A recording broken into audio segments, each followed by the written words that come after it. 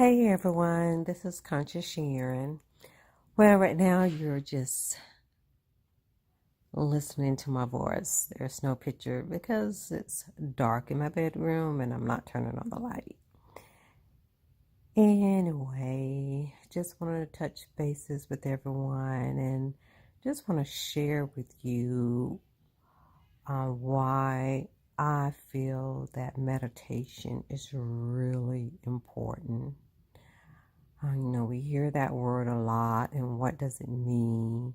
And just in general, it's really just to get in touch with yourself and to connect with the higher power, whatever that is for you.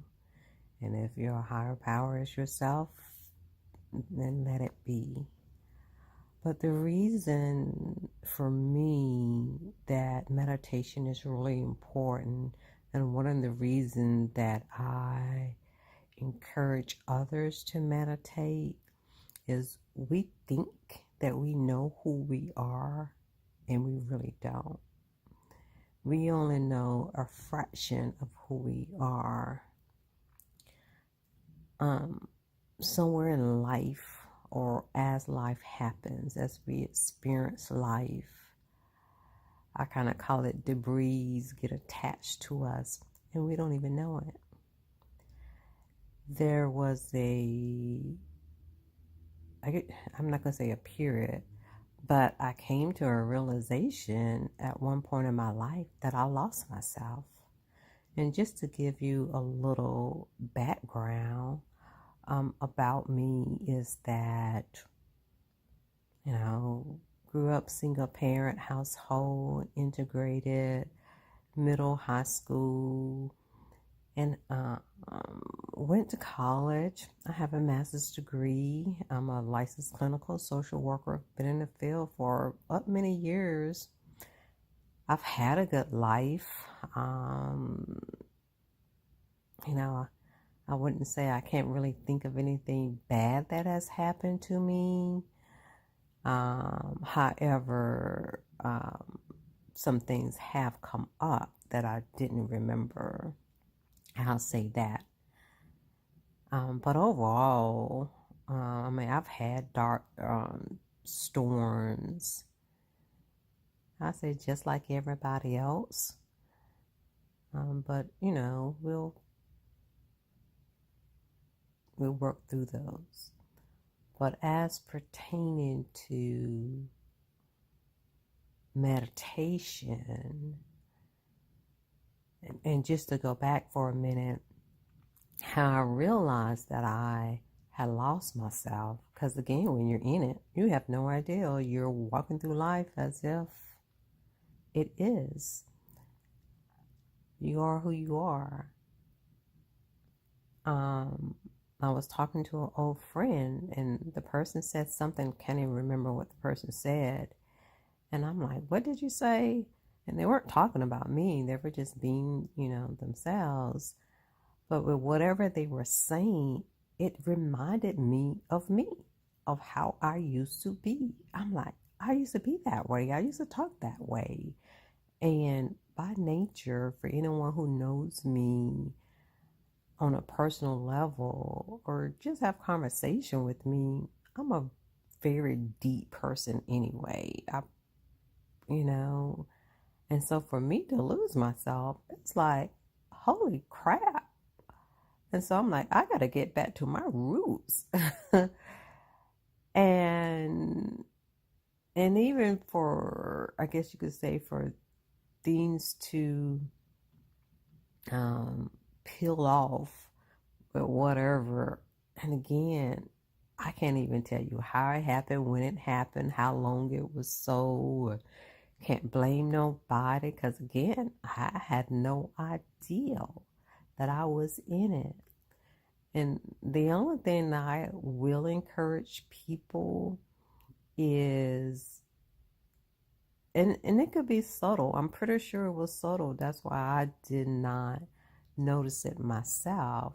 And one thing I can say is that the two things that I did used to do, I used to exercise. regularly, and I used to read affirmations, and somewhere I stopped doing that. Can't tell you why, but I did. So I did not have rituals, and there's a difference between having routine and rituals. Pretty much routine is something you do automatically without thinking, and ritual is things that you do intentional. Sometimes it may take a little bit more effort, but it's intentional. But again, with meditation, it grounds you. It keeps you centered. And if anything, it tells you who you really are. And that's the good, the bad, and the ugly. But if anything, I discover some magnificent aspects of myself, discover my goals, my gifts, I discover aspects of myself that needs healing, didn't even realize that I did, parts of myself that need nurturing, and even parts of myself like, did I do that? I wouldn't have done that.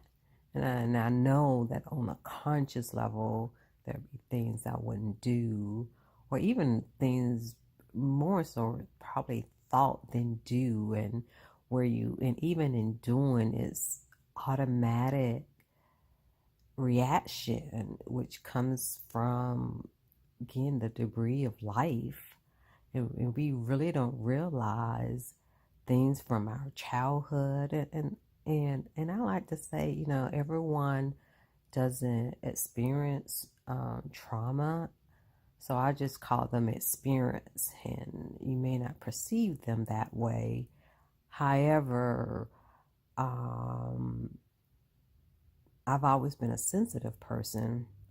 People probably won't know that, but I am. But then later on, I found out I'm an empath, so that goes hand in hand. So I understand. But again, just with life, just how we react to it, how we perceive it. It can be an embarrassing moment. It can be where someone chastises you, and then you will never do that again. And automatically, we put up this defense. Things that we say that our preferences, our pet peeves, all of that stuff are protective barriers that we set up to make us safe. Like, I know that I have some OCD traits. I try my best not to put them on anyone else. I try my best not to. Come very handy when it comes to work, but I try not to. And even at work, I try not. But it comes in handy because being organized and all that stuff comes in handy. But just in definitely revelations have come how that came to be. But if anything, it allows you to sit with yourself. And sometimes it's not always pleasant. And with the revelations, aha moments, and insights that you have, it may not come at the time that you sit in meditation, but you open the door, you plant the seed. So again, meditation just frees you up, and it increases everything. It's almost like it's almost hard to describe. And it's taken me a while, to get into it, and my mind still race. It's more so to enter. The quietness of your mind is not gonna stop it. It's not gonna stop, all your thoughts and all that kind of stuff. But anyway, this is the reason to meditate, is to be your true self.